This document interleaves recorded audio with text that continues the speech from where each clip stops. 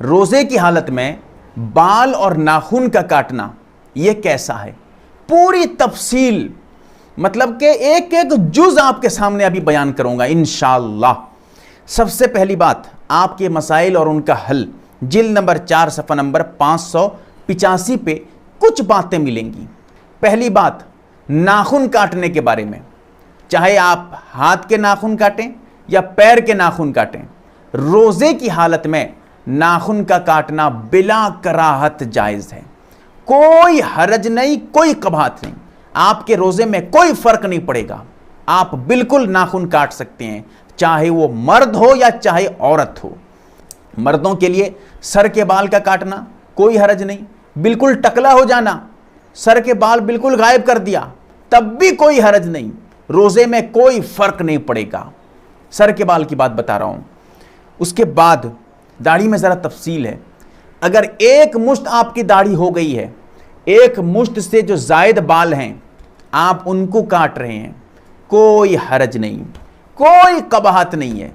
اگر ایک مشت آپ کی داڑھی نہیں ہوئی ہے، آپ اس کے بعد کاٹ رہے ہیں، یا پھر داڑھی ابھی چھوٹی چھوٹی ہے، اگ رہی ہے، آپ اس کو کاٹ رہے ہیں، سپاچٹ کر رہے ہیں، آپ اس کو جو ہے تراش رہے ہیں، ایسی صورت میں آپ کا روزہ مکروہ ہوگا۔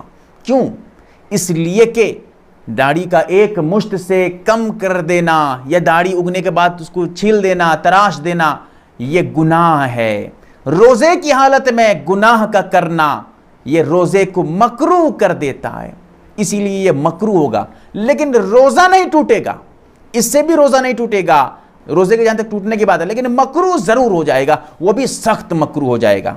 اسی طرح مونچھ ہے، مونچھ کے بال ہیں، اس کے لیے بھی مردوں کے لیے کاٹنا بالکل جائز ہے، روزے کی حالت میں روزے میں کوئی فرق نہیں پڑے گا۔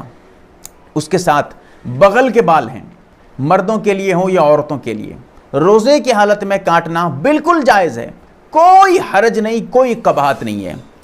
اب اس کے بعد زیر ناف کے بال، زیر ناف کے بال بھی روزے کی حالت میں کاٹنے میں کوئی فرق نہیں پڑے گا، آپ کا روزہ بالکل درست ہے، کوئی حرج نہیں، روزہ نہیں ٹوٹے گا۔ لیکن ایک سمجھنے کی بات آپ کو میں بتا دیتا ہوں، ذرا سمجھیے، اس کو ذرا غور کریے۔ روزے کی حالت میں اگر کوئی مشت زنی کر لیتا ہے تو اس کا روزہ ٹوٹ جاتا ہے۔ روزے کی حالت میں شہوت کے ساتھ، جوش کے ساتھ شرمگاہ کو چھو لیا، اس کے بعد اس سے منی خارج ہو گئی، اب اس کا روزہ ٹوٹ گیا، روزہ فاسد ہو گیا۔ اگر انزال ہو جائے، انزال نہ ہو تو الگ بات ہے، اگر انزال ہو جائے تو روزہ فاسد ہو گیا۔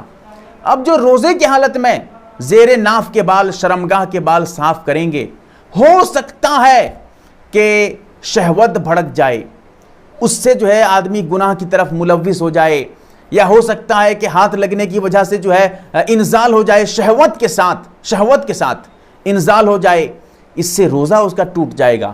اسی لیے احتیاط یہ ہے کہ آدمی روزے کی حالت میں زیر ناف کے بال صاف نہ کرے، لیکن کرے گا تو روزہ نہیں ٹوٹے گا۔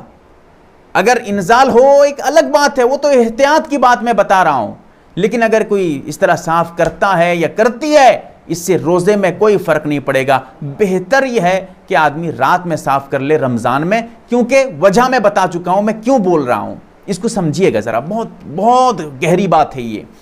اس کے ساتھ ساتھ جو آدمی منع کرتے ہیں، مطلب عام حالت میں بھی کہتے ہیں روزے کی حالت میں بال ناخن مت کاٹو، ان کو ایک دھوکہ لگا ہے، اس وجہ سے وہ منع کرتے ہیں۔ کیا دھوکہ لگا ہے؟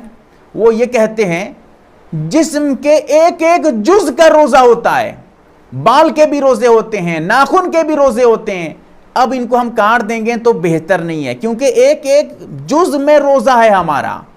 ان کو دھوکہ لگا ہے۔ میں پوچھنا چاہتا ہوں کہ اگر یہی بات ہے تو پھر پیشاب کیوں کرتے ہیں؟ پیشاب بھی تو آپ کے جسم کا حصہ ہے۔ پھر اس سے بڑھ کر ایک اور چیز یاد آ گئی مجھے، میں وہ بتا دیتا ہوں۔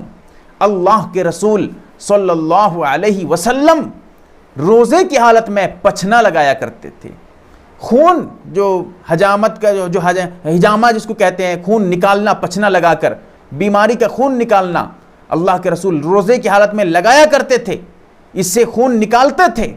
تو پتہ چلا وہ بھی تو مکروہ ہونا چاہیے۔ کیوں؟ اس لیے کہ خون جسم کا حصہ ہے، وہ جسم سے جدا ہو رہا ہے۔ اگر یہی وجہ ہے جو آپ بتا رہے ہیں پتہ چلا یہ وجہ بے بنیاد ہے، اس کی کوئی حقیقت نہیں ہے۔ یہ سمجھنا جو آپ سمجھ رہے ہیں کہ ایک ایک جز میں روزہ ہے ہم اس لیے نہیں کاٹ سکتے، یہ دلیل ہی غلط ہے، یہ بات ہی غلط ہے۔ جب بات غلط ہے تو پھر میں نے واضح طور پہ صحیح بات کیا ہے وہ آپ کے سامنے بیان کر دیا ہے۔ اب انشاءاللہ پورے مسائل آپ سمجھ گئے ہوں گے، ضرور بتائیں کمنٹس کے ذریعہ، یا نہ سمجھ پائیں تو کمنٹس میں پوچھیں، علماء سے پوچھیں، اللہ سے دعا کریں کہ اللہ تعالی ہم تمام کو صحیح مسئلہ سمجھنے کی توفیق عطا فرمائے، آمین یا رب العالمین۔ MARB دینی معلومات چینل کو سبسکرائب کریں اور گھنٹی والے نشان کو ضرور دبائیں تاکہ ہماری ہر نئی ویڈیو آپ تک پہنچتی رہے۔ ویڈیو کو لائک اور شیئر ضرور کریں، اور ہماری ہر ویڈیو آپ اپنی چینل میں ڈال سکتے ہیں۔ نیز ہمارے ساتھ واٹس ایپ پر جڑنے کے لیے آپ اپنا نام اور مکمل ایڈریس کے ساتھ ایڈ لکھ کر میرے واٹس ایپ نمبر 8908939343 کو میسج کریں۔